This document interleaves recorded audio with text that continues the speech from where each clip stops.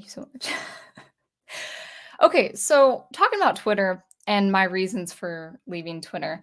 So going all the way back to my first social media days, actually, it was with Facebook. So I didn't even really get on the social media train until my last year of college, my last year as an undergrad. People are, I had friends on Facebook and people were like, "Oh yeah, you should give it a try." And I was like, "Okay, yeah, I'm graduating in a year, less than a year. I'll probably want to stay in touch with friends. I could, I know I have family that's on Facebook, so let's give this Facebook thing a try." So I did, and I was on Facebook for about 5 years. Quit after about 5 years. Came back for the Professor Geek Facebook group page, which he went away with. Like I think he took it down, and I really wasn't a fan of Facebook. So once he took that page down, I was like, I'm done with Facebook. I'm never going back on Facebook. I have Messenger with the prof, and that's it because text messaging is really hard in the countryside, and that's the only Facebook use I have. My reasons for leaving Facebook was it might sound a little shallow, but I really did hate uh, putting in insightful commentary or putting in a piece of music that I had composed or having a real big accomplishment and then post it and then people not caring. Like maybe my landlady cared. And then, I remember composing one of my first electronic tracks and I was really proud. I was like, it was a huge feat for me. And then I'm posting it to all my college friends who told me they would support, up and coming artists, right? And I got maybe one or two likes and then there was a post below that post of someone who on a Sunday afternoon took a picture of a bowl of frozen yogurt and they had like 40 likes. And my hard working, blood, sweat, and tears on this electronic track got maybe one or two likes. And I was already thinking about leaving Facebook. I didn't really like Facebook. And that was the straw that broke the camel's back. I'm like, you know what? I don't I'll say my goodbyes. Most of my college friends are really political on Facebook anyway, so I just don't want any part of Facebook. I didn't really have my closest family members on Facebook anyway. My sister left Facebook before I did, so it's like I don't really have those connections.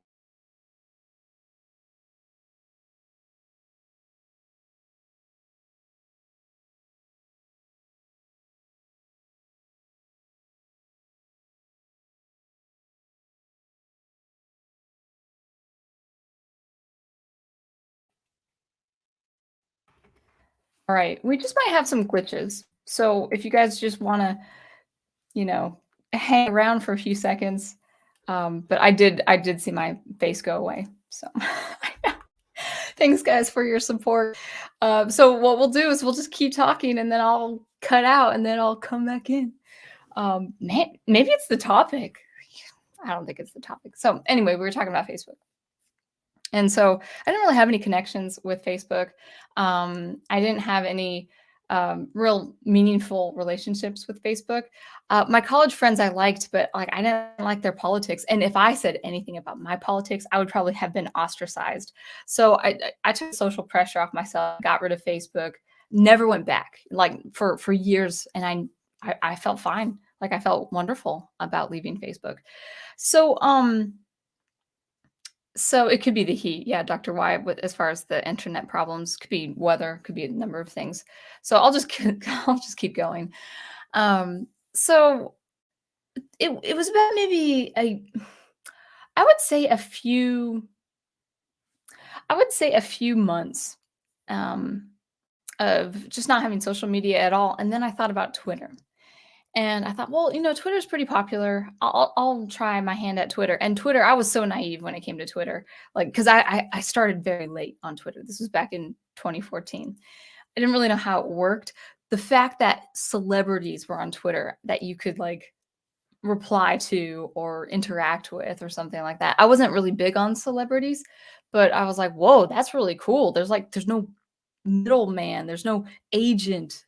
There's no you could retweet your favorite music artist or your favorite actor or whatever. I'm like, that's pretty cool. And then so I made the deliberate decision to treat Twitter very differently from Facebook in that I did not follow anyone I personally knew on Twitter. I only followed professionals. I followed professionals uh, in the sound design industry, in the music industry, in audio, sonic arts. At one point, it was I was interested in looking into the science and research of things like tinnitus because I really do value ear health and all that. And so I was following professionals. I followed people, developers in things like virtual reality. I just wanted to just dabble in these different fields in Twitter and see what professionals are talking about. And so I did that for the longest time. And then in over the years, I decided, well, I'm not really following this field, I'm not really following this group of people. So I'll just unfollow and then and see if I can follow people and all of that. And Twitter for a while. I mean, Twitter for many years for me was not it wasn't enjoyable, but it wasn't bad. It was just, I stayed away from politics.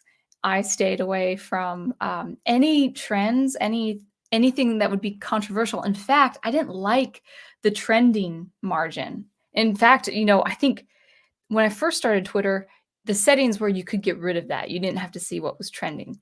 But then I think a few years back, they redid it, we revamped it where I don't think you had that option of muting that settings. I tried looking, but I didn't really ask if I could do that. So maybe there's that option, but I didn't like seeing the settings. I didn't like to see what was trending, what was the hot topic. Uh, especially in the United States, because say, oh, you live in this state, so you want the local trends or you want the nationwide trends. You want the political drama of the White House and stuff like that. I'm like, no, I don't want it. So actually, what I did, because I couldn't remove it, I switched to like, oh, my location is Armenia. And so the trending topics was in a completely different language. I couldn't understand it.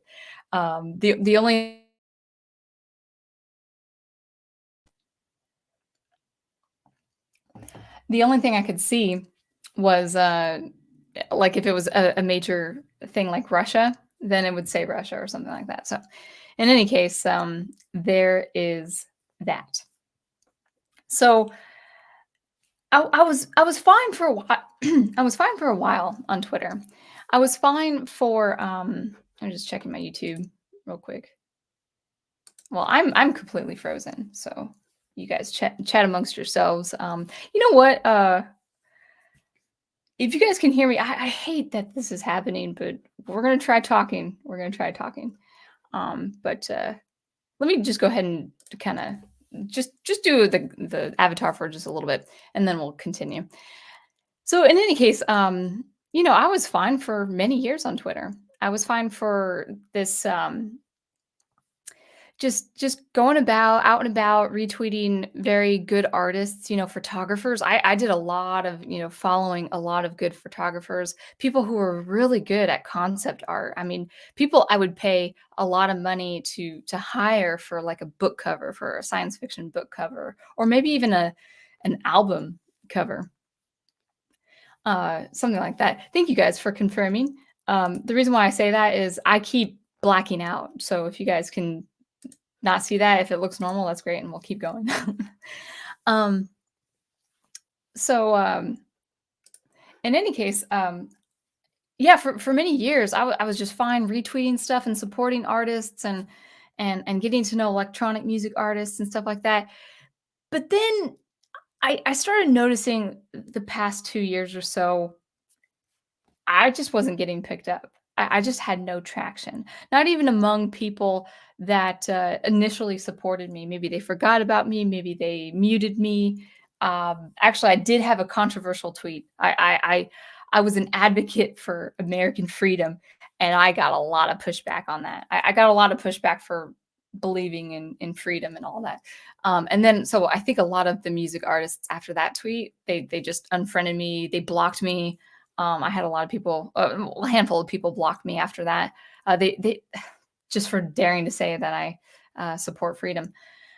So after that, I think people started muting me or something. I just wasn't getting picked up. My YouTube videos weren't getting picked up. Announcing my streams didn't cause a dent. I really think the only supporter of me on Twitter over time was Catholic Bible Geek and Big Al Presents. And I thought, you know what? I mean, I'm not really on Twitter anymore. Like, so I'm not getting traction. I'm not getting the metrics up, you know. Twitter's not responding to anything. Like, maybe I'll say one good, insightful, positive thing about music, and then I'll get a lot of traction. But that was a rarity. I mean, even if I continued on with insightful music commentary, it was a rarity that I got any traction. I would have post after post after post, and I was on Twitter for 8 years, post after post after post with nothing. And then I decided that, you know what? There were a couple things I was seeing with Twitter that just didn't resonate with me as an individual and as an artist. The first thing is actually you might actually understand this for yourself. I'm not really a person of conflict. I'm not I would never be a contrarian just for the sake of controversy. If I had like a political view or a religious view or view on something like morality and it was deemed controversial, then that would be one thing. But I don't go seeking controversy. And I realized that to be everywhere on Twitter and to pick up the metrics on Twitter, you had to either be crazy political or at the very least controversial. Like say things that are belligerent, say things that are offensive, say things that are like you would rub people the wrong way if you were in a social setting or political. And of course, we know, okay, there's no secret that Twitter does have a political bias. It has a political leaning one way. And because I don't follow that certain way, that certain political leaning, I was like, well, you know, even if I was political and caused controversy, it would still probably suppress my tweets, you know, suppress the flow of the algorithm just because I lean another way politically. And well, but I didn't want that. Like, I didn't want traction that much. You know, I didn't want people to start to know me and my music that much if I had to be controversial. That's the thing. To get around Twitter, you have to be one thing, and that is be a celebrity. You already have to be established in the public sphere to get any traction, like to get real meaningful attraction as far as growth is concerned. So you have to be a celebrity of some kind. You have to have like some platform, some presence anyway, whether that's online or in person, business, in music or in business. And I didn't have that. Yeah, I was trying to get to that by growing, you know, on Twitter. So that didn't work. So you have to be a celebrity of some kind or a huge significant presence. So I didn't have that. The other thing too is you had to do two things, one of two things or both. You had to be controversial and to spout out a lot of controversial topics. I wasn't for that either. And then you also have to uh, be on the nose with every trending topic. To be on the nose with the news. You have to be at the head of the game. Thing. If you do I normal because I keep blacking out from what I can see. I think I know what to do. So just let me know if I'm normal, if I look fine. I'll go back to my little Star Wars avatar. I pull out the Ethernet cables if I'm on Wi-Fi. We'll see if that works. But I keep blacking out, so I just want to make sure everything's all good. So please confirmation, and then I will continue talking. So yeah, that's to continue being prevalent and to continue growing on Twitter. You had to be controversial, you had to be a celebrity, and you had to be on the nose, like just ahead of the game when it came to things like trending topics. So that is that's the first thing. And that wasn't me. I didn't want traction that much because you have to do it in unless you hire someone to be your Twitter page, to do the tweets, to do the retweets, to share, to like, and to do all that. Unless you actually have kind of an agent, like a social media agent, or I don't know if you'd call it an agent, but a person that you would hire to run your social media page, it's just not worth it because I would rather just go compose. I'd rather write. I don't want enough, I don't want to I would sacrifice a huge audience. I would sacrifice a huge presence if it meant much more time and much more devotion on the things that matter, and that is, um, that's my work, that's my music and that's my writing. So it's like, okay, well, yeah, I'm not political. I'm not really controversial. I don't want to be contrarian, so that means I'm not going to have traction. I'm not gonna have traction. And I think that was a really good decision for me as an individual artist. As an independent artist and as an individual, I wasn't getting just the engagement. I thought Twitter was, set up for you. It just doesn't work. So, that was I think I left Twitter, I left Twitter 2 or so weeks ago, and the strangest thing is I felt withdrawals a little bit with Facebook. First quit Facebook, many years ago. Don't have it obviously anymore. I have not felt any need to go back on Twitter. I have not felt the need to, type in the TW in the URL, like in the space there. Like I haven't. It's not a habit for me. I guess it wasn't a habit. It was almost like a chore. Like, oh yeah, I wonder how Twitter is doing. And I haven't had any impulse to go back onto Twitter, and I think that's for the best. Um, to talk about regarding Twitter, it'll come to mind. I think I'm losing my train of thought. But actually, I'll think about the things my thoughts will come back to me. But let me go ahead and see how the chat is. We've got Private Eye. Thanks. Thank you. Aloys? I hope I'm saying your name. Like, is it Noise? Alloys? Is that how you pronounce your name? Internet's doing its thing. Power through. Thank you guys. I'm back on again. Good. Your job was having technical problems. Yeah, could be storms. Could be August. It's the month of August. Happy August 1st. Yes. We're almost through the summer. It's great. I can't believe like we're close to fall again. Like that's nice to think about.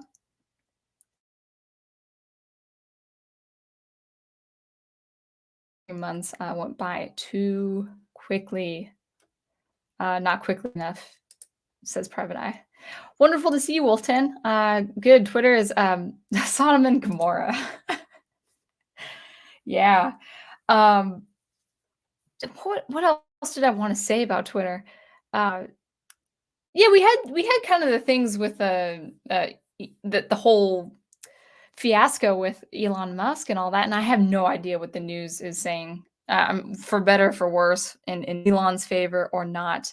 I have no idea what's happening with Elon Musk, but like even if he Twitter, it's 2 to 3 years down the road, um, it would have to be a structure, and that's just not worth it. To wait just to see if it's changed for the better. Um, it's about traction, and I think Twitter is really the example of the rubberneck reaction. Like people like bad news. People like to see the car wreck. They like to see the wreckage. When you're driving on a highway and then you are in, you know, bumper to bumper traffic, and then you realize that the accident is on the other side. It's on the other highway. It's the opposite direction, and yet we had a clear road to drive by, but people had to slow down and see the wreckage. We actually had a trip last week to Williamsburg. And there was this slowdown on this ramp, and the Prof and I was looking over there. There were 4 cop cars blinking and no wreckage. So they were taking care of the situation, and people were from our side were slowing down to see, well, what's going on? What's going on? It's like reality TV. People want to like look at the bad stuff. They want to see it's a rubberneck reaction. They want to see the wreckage. And I think Twitter's algorithm works that way where it's like, okay, let's say something really gross or let's say something really offensive and then start getting a perpetual viral reaction. And I was like, yeah, I mean, if Elon Musk, if for whatever reason he is in charge like 3 to 4 years from now and the infrastructure completely changes where you can get traction organically with your field of expertise, maybe I would come back. But I don't see Twitter having that massive structural change in its algorithm for a very, very, very long time.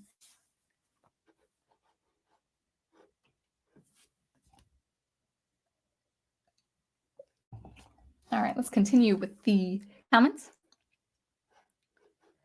Privatize saying references. I don't know. I probably won't read them out loud. um,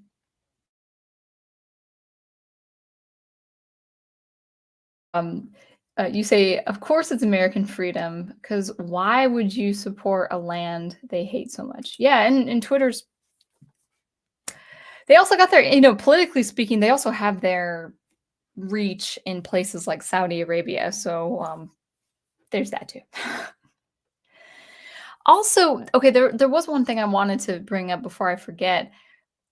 One last thing, one last factor that kept me on Twitter until I said no more was the fact that I had Dave Wise follow me on Twitter, and I had his partner in crime, his animator, Kev Bayless, the famous animator who developed and rendered Diddy Kong, of the Donkey Kong franchise.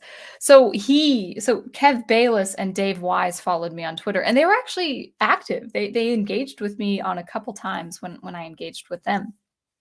And I thought, well, man, Jordan Rudess from Dream Theater was like, man, maybe one day I'll do a music video with violin and electronics, and Jordan Rudess will see it and will want to collaborate with me. Like I had kind of those lofty aspirations, and it's kind of embarrassing to say that like out loud online. Not so much with Jordan Rudess because he's just crazy out there as far as fame is concerned, and also musical ability. But the Dave Wise and Kev Bayless, to me, they were famous, but they were also more reachable. Like it sounds weird, but they were accessible. Like I could talk to them, I could reply to their tweets, and they would like it, and they would reply. I've been actually Jordan Rudess has retweeted some of my tweets before, which is kind of cool. But I was promoting his stuff, so that's probably why. So I was thinking, okay, what if perchance they needed like another person to collaborate with as far as playing violin or even working with a music composition project or something like that.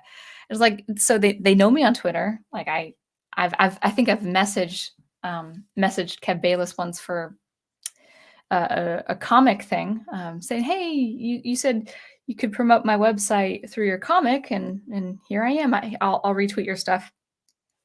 So again, it was I had the ability to reach them a little bit better than some crazy famous celebrity. And so I thought, well, just in case like I had such a collaboration with them or with other game developers or other composers, I thought, well, maybe it's worth staying on Twitter. And it's like, and then I told myself, like, you kind of have to have this mental scenario from time to time when you're making decisions. But mine was, if you knew you were never going to have such a collaboration, would you be on Twitter? And the answer is no. The answer is no. It's like, you know what? If no one reached out to me, why would I be on Twitter to begin with? And so that was that was another reason to leave myself is like I if there's no chance of collaborating with any of these people I look up to, even if they saw videos of my performance in the future, it's like if they didn't reach out, then it's I can't be on Twitter. Now, interestingly enough, here's the interesting thing that I've noticed. It must be my time I spend on YouTube, but I have more engagement with people on YouTube. You guys watching my streams, commenting on my videos.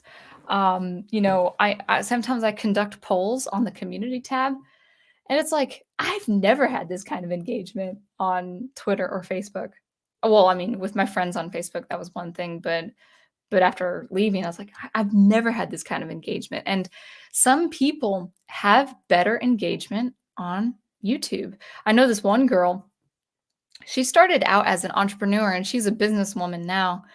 But she used to start her YouTube channel with like, oh, you gotta branch out and reach all the major platforms. You gotta go on Instagram, you gotta go on Twitter, you gotta be on YouTube, you gotta do all, you know, even like Etsy and stuff like that. You gotta do everything, you gotta do it all. And then actually I saw a recent video. She's actually grown, mentally with her experience. I saw a recent video of hers, and I agree with her completely. She barely posts anything on Instagram anymore because most, if not all, her engagement is on YouTube. And it's like, well, that makes me feel better. It makes me feel better that as a professional, I don't have to go on every platform. Like, if the interest is there, people will come to the channel. Only if the interest is there. And I think that's important. Like maybe if you guys are on social media or you're thinking of doing a YouTube channel or you have a YouTube channel, just know that your content will actually uh, organically create its own level of interest and attraction for people. You don't have to excuse me, you don't have to slave away in social media. That used to be 10 years ago. The decade of entrepreneurship here in the United States and maybe worldwide, I'm not sure. Everyone, like it was a trend. Everyone was saying, you gotta go on every single platform. I never wanted that. Like I was like, Twitter and YouTube, that's just fine. I'm fine with just those two. And now people are saying, oh, well, actually, I'm more organically engaged with this platform or this platform. For me, it's YouTube.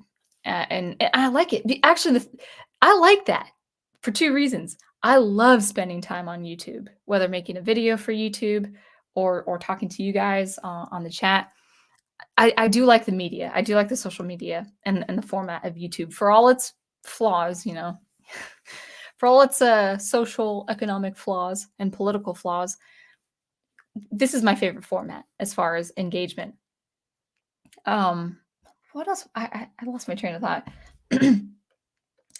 Some people just have a knack for things like retweeting and constantly retweeting, but I would just have to say that, like, I would have to hire someone to be on my Twitter page, to keep up with that kind of engagement, so and the thing is, the nice thing about YouTube is I don't have to be controversial as a person, as an individual. I can talk about what I want, and if people are interested, they can come. If they're not interested, they won't come. Oh, I didn't mean to say also, not only do I like being on YouTube as a content creator,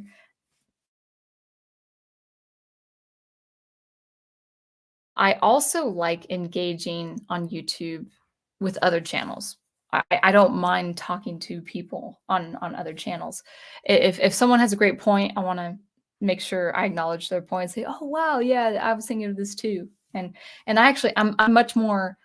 I have the tendency, I have the pull to actually engage much more on a video in YouTube than I ever did, even on my own page on Twitter. So there is that as well. Let us see. Go Team Ghost Planet is not in favor of Twitter. Tweet. Probably should say tweet. Ace, you say There are better alternatives to WhatsApp and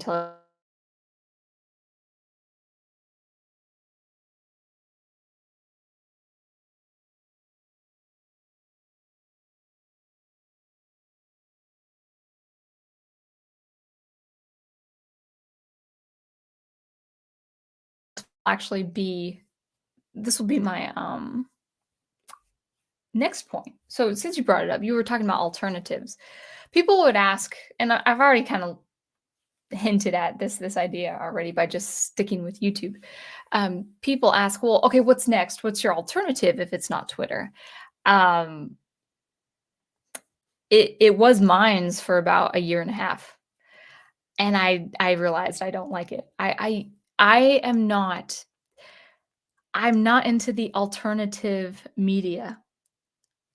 That's just a preference of mine. That's just kind of my experience. The thing is, I don't have a big enough business to look at alternatives. If let's say I had a channel of 250,000 subscribers and I was pushed to, like, let's say I was socially, financially, and politically pushed to move to a different platform. If I had enough engagement, if I had a big enough audience, I would consider such a move to try other video platforms and all of that. I mean, I have a BitChute account, but I haven't used it in like over a year, so I can go back to it and see how it's looking there. But my channel is not big enough to cause a ruckus. You know, it's I'm not even monetized. So, oh, thank you. That's wonderful. Aloes. Okay, good, got it. Thank you, Wolfton.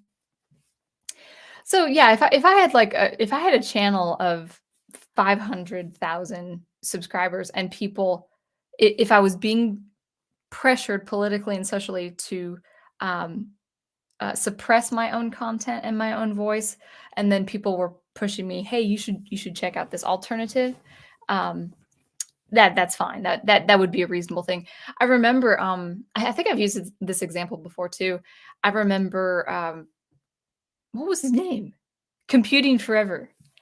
He was considered a very, like, by YouTube standards, he was considered a very controversial channel. I watched a lot of his videos before they just outright banned him. He has a film channel that I think is still up, but I'm not really into film or film reviews as most people are, so I don't follow him for that reason. So he actually moved to the alternatives, and he had a huge following. He had a huge following before he left, and people responded saying, "Oh yeah, we'll go to this platform with you. You know, we'll support you there." You know what though? He had enough of a following, and he had things like Subscribe Star to keep him afloat and stuff like that. Excuse me. But I was looking at the numbers and I was comparing those numbers to what he had with YouTube, and it's a sliver. I don't want to say sliver. I would just say he had about 10 to 15% of his audience on the different platforms. So even he had to really work from the ground up after that. As big as his channel was, he still suffered uh, numerically with views and with new um, subscribers on the other platforms. So I think that was really important to consider. It's like, oh well, okay, so you're not doing Twitter. Well, why don't you do another alternative? And I'm just not into it. So there is actually no alternative for me. So I mean, I have my website. I've got my website and YouTube. So I mean, I'm reachable. I've got my business email. I've got my website. I'm really bad with my business email because I just don't get a lot of email. So I'll try to check and then I'll forget to answer. I don't forget to answer emails, but sometimes uh, I'm more into just engaging with something I'm more present with, like this platform. All right. Go Team Ghost says, we both have Facebook to talk to family and friends in Facebook groups. That's about it. We don't use our Facebook accounts that much. Yeah. Yeah. Oh, on the 15th, your Jake is 29. Wow. 29 was a good year. 29, 15th August. Oh, August 15th. Good. Good. That's a nice birthday. My niece should have been born around this time last year, but it was like weeks. She just stayed in the womb for weeks. So she's actually turning 1 this September. Pink Ampersand says, Twitter, you will never find a more wretched hive of scum and villainy. We must be cautious. Well, that's the other thing too, is like the things that were more viral were a lot more asinine. And I don't even mean the content. I actually mean just how people are speaking in their language and typing. And I don't want to be harsh when it comes to that, but there's almost a reduction of language when people are just being hostile to one another, or saying really cheap, making cheap shots all the time, right? And that's just not the energy I would have. That's not the chemistry or energy I need in my life. Ooh. Um, let's see. Wolf 10 is right. So Aloise in English, baguette for troubles. Is it a French name? I don't know. I used to be really good with things like French language and diction, but not anymore. You really lose it when you're not uh, up to speed. What are you saying, Ace? You just described a George Carlin joke of seeing tragedy as entertainment. Oh yeah, oh yeah. Well, that I think that's why people they find that they're attracted to Twitter. Is the bad mouthing, the gossiping. People have, if they don't control themselves, if they have no self control, they want to get in on the gossip. They want to get in on the drama and the melodrama. I've maybe in person at one point in my life, maybe like in middle school or maybe even college, maybe at like at the job, like when I was 17-year-old cashier at a job, and there was like work gossip and drama and stuff like that, and that's not good anyway. Gossip is not good. But uh I I don't recommend gossiping. I don't think it's good for your soul, but I get it in the physical realm of the world.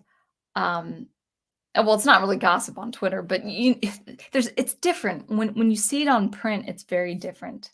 So, Dream Theater fan, I am. Nice. Fan of Malstein or Cacophony? I don't know if I've heard of Cacophony. Malstein, I think he's a great player. I don't think I listen to his music though. Instagram is good for memes. That's the thing, is I don't know meme culture, probably because I'm not in Instagram. I appreciate memes that people send to me or I see on their phone, but I don't work with memes myself. And then also looking at old comic art. Yeah, that's good. Son of my prof says, that's a great point. I don't blame those who make a living through social media for diversifying platforms, since YouTube could cancel them at any time. That's also true. That's also true. I don't see myself causing trouble for YouTube. I would be very surprised. I mean, yeah, okay. Like my stream yesterday was pretty serious, and I called out a couple things I think are very serious, socially concerning things on my stream last yesterday. But the I'm still just a little over 2,000 subscribers. It's not like I have 2 million subscribers and saying all this stuff. And even so, like, even if I had 2 million subscribers, I still wouldn't be I wouldn't be someone like Nerdrotic, who where people go in knowing, okay, this is what he's about, and if you agree with him, fine. If you disagree with him, just you know, be careful. But people with that clout and that kind of audience and that kind of it's a theme. It's a thematic sentiment that some of these major players have.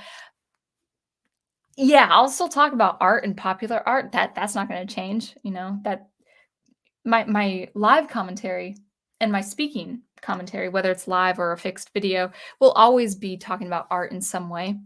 But it doesn't always have to be political. Uh, and then I'll keep doing my Logic Pro SuperCollider stuff. And among other things, I need to get back to the video game analysis. I need to do that. I need to do a couple of those videos like before October.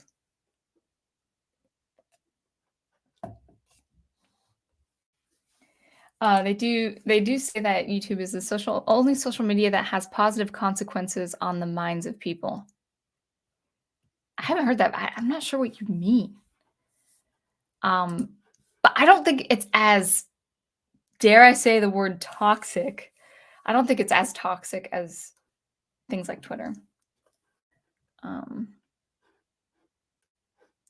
YouTube may be a shadow of what it used to be, but it's still great when you filter out the garbage as best as you can, and you can. That's the great thing.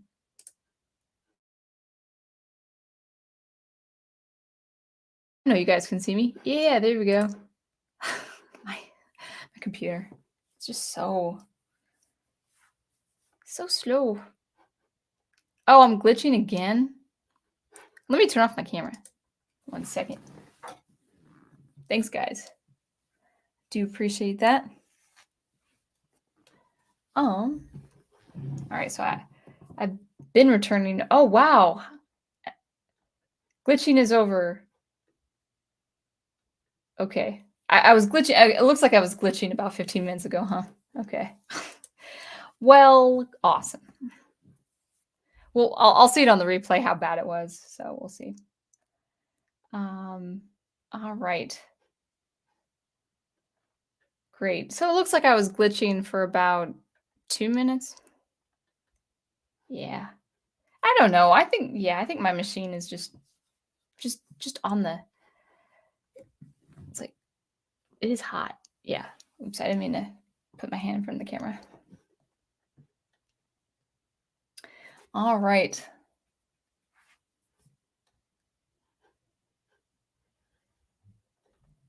Oh, it looks like all right. Looks like you guys are talking amongst yourselves. All right. So was there anything else I wanted to do? So I guess I'll do a recap. That is if YouTube will let me, or my computer, whichever it is. So obviously, so the obvious reasons of leaving Twitter is everyone describes it as such, and it's worth mentioning. Yeah, it is a cesspool. It really is. It a lot of prevalent things with negative energy. Now, here's the thing. I was fine with that because I avoided that. I took no part in that. I didn't read it. I didn't reply to it. I didn't comment. Nothing. I just never got into the prevalent toxicity of comments that on different things like socio-political issues, things like Star Wars. I mean, even franchises and fandoms on Twitter can be pretty depressing to see. But I didn't bother with that, and I was kind of happy-go-lucky. And then I just noticed, okay, my videos aren't getting traction. My positive comments on things like music and art, that's not getting a lot of traction. I realize I probably won't have any collaborating experience, with people I look up to. So I humbly accepted that. And then I thought, well, okay, well, if I'm not going to be professional, if I'm not going to have any professional opportunities with a place like Twitter, I got to think where else to spend my time. And really my time is in my music, in my writing, and then with content with YouTube. So if you guys, I don't know if you guys are on Twitter, or if you catching the replay are thinking about leaving Twitter, just know that unless you are if you have a lot of followers, you won't have this problem. But I never made it to 1,000 followers. I tried. Like, it would always go down. Like, I was right up to 1,000 and then just go down, down, down, down. And I think just people left Twitter or they muted me or something like that. And so I was like, okay, well, since I'll never have the audience, I won't have the traction. And if I don't have the traction, why don't I just engage with a platform that actually has traction? In this case, it is YouTube. So that is totally something to think about. I will continue with the comments. In fact, actually, I might look into not StreamYard, but YouTube just to see. All right. Okay. Anyone? All right. Okay, just some comments from Go Team Ghost on streams. So good night. I'm not a meatbag. Good night, Ace. Good to see you.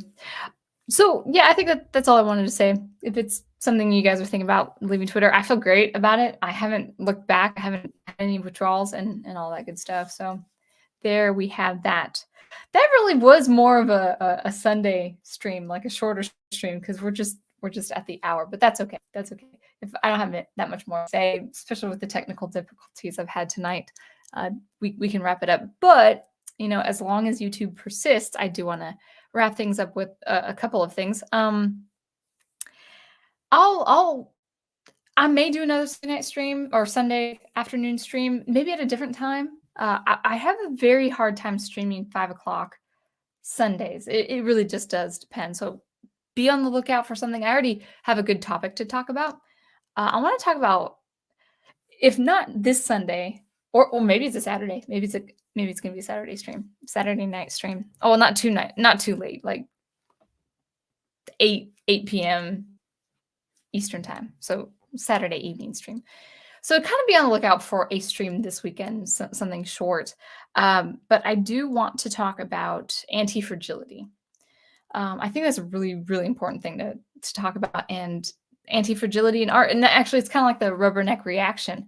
It's like, why can something be so bad and so offensive and just so grating grating the nerves and still be so widely successful? That's the law of anti-fragility. There, it's ensured success, and I think we could talk about that a little bit in detail, either on a weekend stream or maybe even next Monday. We'll see. And then probably talk a little bit more about science fiction in the weeks to come. Actually, one topic I really want to talk about, maybe next week, if not the following week, I want to talk about how to write an enigma. How to write some enigmatic character. I can never say that adjective, but how to write a really mysterious, interesting character, because there is such a character that Isaac Asimov produced in the Foundation trilogy, and there are some good techniques on how to write someone who is of a very mysterious aura, but someone who's intriguing, maybe threatening, someone who should have been Boba Fett, but Disney kind of castrated him. So I might have like a writing technique stream just from the perspective of a reader, having read something, but no spoilers. If I do use this example that Asimov produced, there will be no spoilers. It's really worth reading yourself. So yeah, some art commentary to come, some writing commentary to come. I think I've finished talking about Star Wars and the drama of Star Wars. Not probably. I'm actually getting to the point, guys. I know it's probably hard to tell, but I'm getting to the point where I just don't care. When I see like a Star Wars headline, I can't even click on it anymore. It's like, if it's bad, it's bad. Doesn't bother me. So anyway, for music, I might show you an original piece of music with like a drum kit that I've been working on. I've been composing a lot of good stuff. I feel really good about the stuff that I have been producing. So there'll be more of that to come. Got to get back onto SuperCollider, but I've been troubleshooting this one thing, and it's kind of been a little boring. So So, Super Collider might come back at another time, maybe in the fall or something.